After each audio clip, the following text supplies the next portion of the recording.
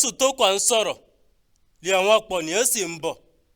Júdásì ọjọ́ kan iná àwọn ọmọ yìí 12 ló wọ iwájú àwọn ọ̀pọ̀nìyàn náà.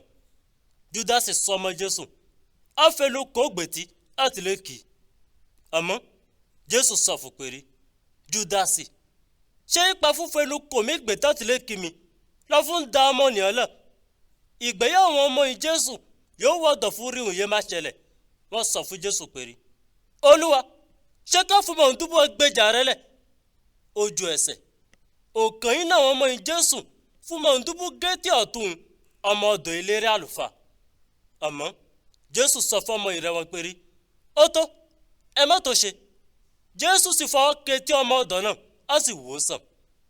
Èyí náà Jésù sọ fún àwọn àgbà àlùfáà, àwọn ọ̀gá àwọn èèyàn ṣọ́ tẹ́ḿpìlì àtàwọn ọ̀gá àlù yóò bá àwọn ọ̀pọ̀nìyàn mọ́ mu wá pé ṣé mo wé ìpìjàgùdà lọ lẹ́fún kó mọ̀ ń dúbọ̀ ti gi wá àtìlẹ́ ọ̀fun mú mi. Gbogbo ọjọ́ ni mo wọ pẹ̀lú tẹ́ḿpìlì ẹ̀ mú mi.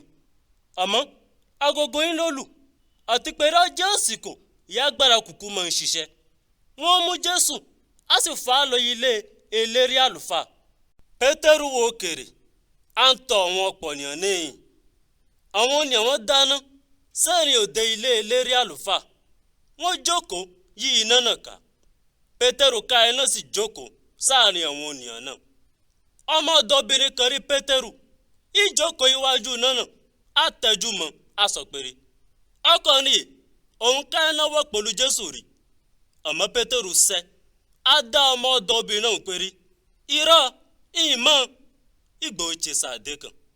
Olòmíràn tó rí Pétérù á sọ fún pé ìwé ká iná jó kan á ní àwọn èèyàn ń tọ̀ Jésù èyìn. Àmọ́ Pétérù dá ọkọ̀ iná pé irọ́ ìsáàní wọn èyìn wákàtí kẹrin. Olòmíràn tó rí Pétérù á ń tẹnumọ́ pé dájúdájú ọkùnrin ká iná wọ́ pẹ̀lú Jésù rí ìtorí pé ó jẹ́ ará ìpínlẹ̀ Galili. Àmọ́ Pétérù dá ọkọ̀ iná pé irọ́ ìmọ̀ òun yóò ń sọ. Wọ́n gbé kó à ń sọ̀rọ̀ láìkọ́ sí bẹ̀rẹ̀ sí kọ́.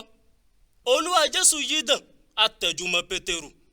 Ojú ẹsẹ̀ Pétérù rántí ìhun ìyá Olúwa Jésù ti sọ fún tẹ́lẹ̀ rí pé ènìyàn fáyìkọ́tọ́ ikọ̀ ẹ̀ẹ́sẹ̀ mi ìgbọ̀n 3 péré òun mọ̀ mí.